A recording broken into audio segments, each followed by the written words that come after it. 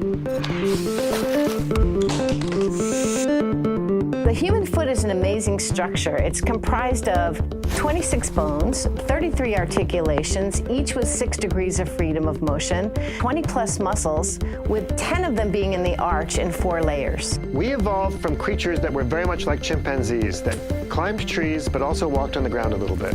Our toes got shorter, we evolved a great big heel, and maybe most importantly, we evolved an arch in our foot that helps stiffen it and also act as a spring. The reason why running became very important around 2 million years ago was to enable our ancestors to hunt. The foot is really very well designed by itself to withstand the loads of walking and running. You know, the creation of shoes was for a very simple reason. It was to protect our feet against elements that would damage them. People started to wear footwear about 40,000 years ago. Through history, people have worn shoes that deform their feet, and we only have to think about the Chinese lotus shoe. Now, we don't have to go back that far. Most modern shoes are rigid, pretty heavy, do not follow the shape of your own foot.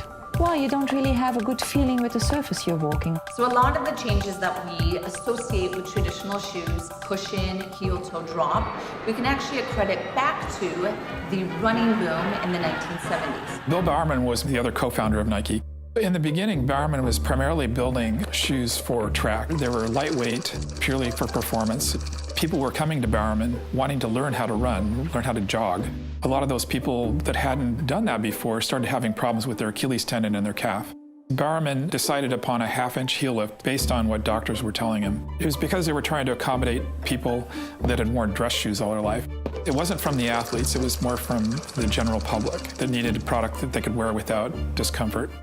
Beyond that, they started adding a counter. They started adding arch support. So they're adding Band-Aids to the effect of creating a problem with the heel. I think in today's world, fashion is first before performance. Fantastic. Is it going to sell? Is it have that right look or appeal?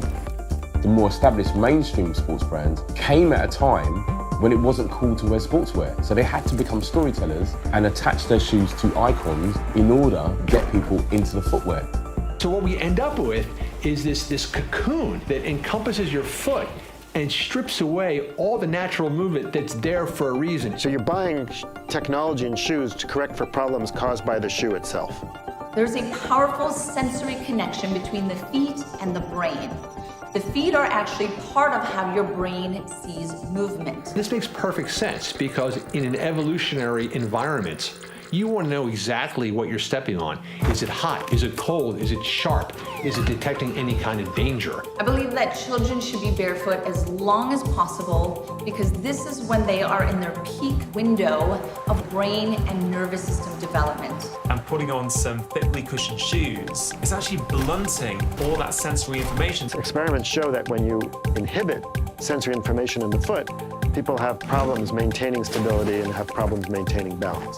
There's a reason, for example, that martial artists tend to go barefoot, right? They rely on that sensory information from their feet in really demanding situations. Our feet are critical, and they are absolutely one of the most important forgotten organs of the body. When you put your foot in a cushioned shoe, it's the same as putting your butt in a cushioned sofa. What you're doing is allowing everything to relax and get soft and deactivate. What I tell designers is that design product that follows the foot rather than product that foot has to follow. So if you can design shoes that do that, then you're golden. We just published a study showing that foot muscles in the arch get stronger when you simply walk in minimal shoes.